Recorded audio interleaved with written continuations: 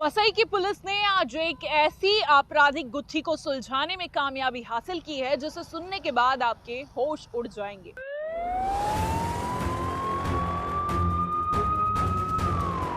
इस गुत्थी को सुलझाने के लिए पुलिस को काफी कड़ी मशक्कत करनी पड़ी, क्योंकि एक पत्नी ने अपने पति को जान से मरवाने के लिए जो साजिश बुनी वो काफी खौफनाक है। देखिए हमारी ये रिपोर्ट में पता चला कि जो अनआइडेंटिफाइड बॉडी थी वो कमरुद्दीन अंसारी सुविधा चाल गोरेगांव में रहने वाला इसम इसका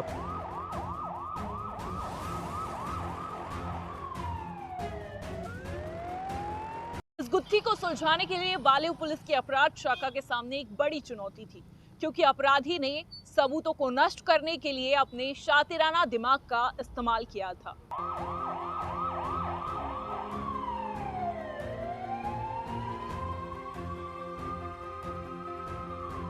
वो कहते हैं ना कि अपराधी कितना भी शातिर क्यों ना हो, लेकिन कानून उस पर अपना शिकंजा कस ही लेता है। इसी तर्ज पर काम करते हुए बालियो पुलिस की अपराध शाखा के पुलिस निरीक्षक शाहूराज रणबरे के निर्देशन में तैयार टीम ने अपना काम कर दिखाया और अपराधियों को सलाखों के पीछे भेजने में कामयाब हो गए। 26 जनवरी को जब समूचा भारत गणतंत्र दिवस मना रहा था, तब बिलाल उर्फ मुल्ला निजाम पठान अपनी पत्नी सोफिया पठान के साथ मिलकर कमरुद्दीन मोहम्मद उस्मान अंसारी को परलोक भेजने की साजिश को अंजाम दे रहा था। 27 जनवरी 2023 को नायगांव पूर्व में रिक्शा स्टैंड के ब्रिज के नीचे एक लाश देखी गई। आनंद फानन में घटनास्थल पर पहुंची पुलिस और पुलिस ने शव को अपने कब्जे में लेकर पोस्टमार्टम के लिए भेज दिया। अपराधी ने कमरुद्दीन के शव को खाड़ी में फेंका था, लिहाजा शव की पहचान कर पाने में पुलिस को खासी मशक्कत करनी पड़ रही थी। पुलिस मामले की गंभीरता को देखते हुए वाली पुलिस ने तत्काल आईपीसी की धारा 302 के साथ अन्य धाराओं में मामला दर्ज कर लिया। अपराधी ने सबूतों को नष्ट करने की पूरी साजिश रची थी।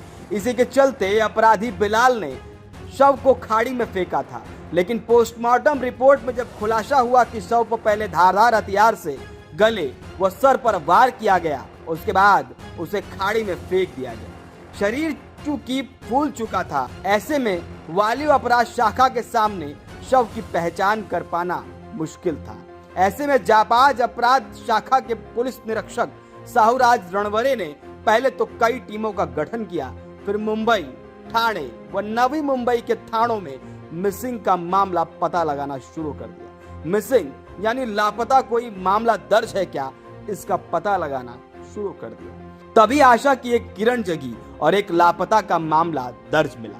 बस फिर क्या था, पुलिस ने तत्काल परिजनों से संपर्क साधा और पता चला कि कमरुद्दीन गोरेगांव पश्चिम का रहने वाला पाया गया। तभी पुलिस को पता चला कि जिस घर में कमरुद्दीन रहता था, उसी के बगल के घर में पति पत्नी 27 जनवरी से ही गायब है।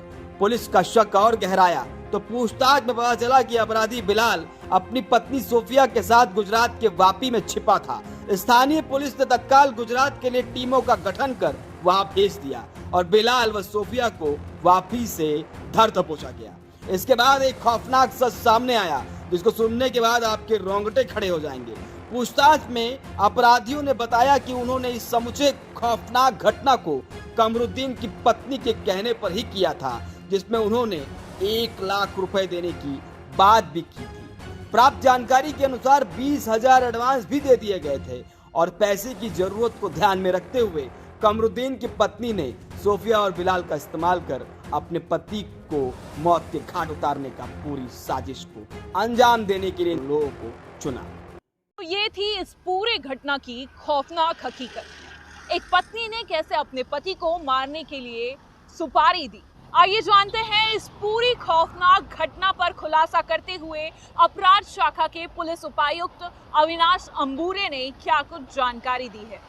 15/23 से एडी दाखिल किया था, जिस एडी में जो अनआइडेंटिफाइड डेड बॉडी थी उसका पोस्टमार्टम के लिए भेजा गया था। पोस्टमार्टम में रिपोर्ट में हमें पता चला कि उसके सर में और गले पे वार के निशान है, जिस पर से उसका खून किया गया है। ऐसा पता चलने के बाद जो बॉडी थी उसका सबसे पहला काम था कि उस बॉडी को आइडेंटिफाई करना को। उसमें पता चला कि जो अनआइडेंटिफाइड बॉडी थी वो कमरुद्दीन अंसारी सुविधा चाल गोरेगांव में रहने वाला इसम इसका पता चल गया। और 48 आवर्स के अंदर हमने जो 2 आरोपी थे, बिलाल उर्फ मुल्ला निज़ाम पठान और उसकी वाइफ सोफिया पठान, इन दोनों को हमने वापी गुजरात से हमने उसको अरेस्ट करके हम लोगों ने लेके आए हैं।